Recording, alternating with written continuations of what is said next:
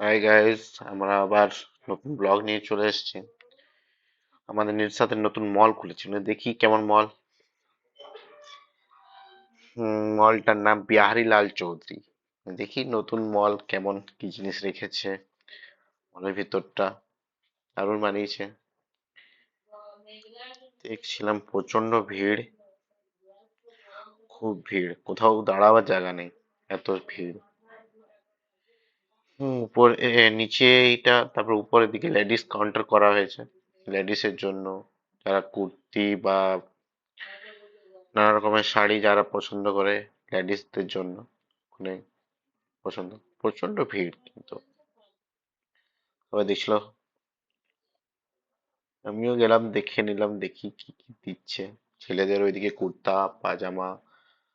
তার ঘরে কিছু কিছু পছন্দ হলো না, লাস্টে পা মোছার দুটো নিলাম। পা মোছার নিয়ে চলে গেলাম আমাদের টিঙ্কু ভিয়া গুপচুপ দোকান। আমরা এখানে ফেমাস গুপচুপ দোকান নিরসাতে। আমরা নিরসা বাজার গেলে নিরসাতে টিঙ্কু ভিয়ার কাছে আমরা পাপড়ি গুপচুপ খাবো, তারপরে বাড়ি আসবো। খুব সুন্দর এই ভাইটি থাকে। এই ভাইটিটা খুব স্পিডে পাপড়ির মধ্যে চোখাটা ভরে।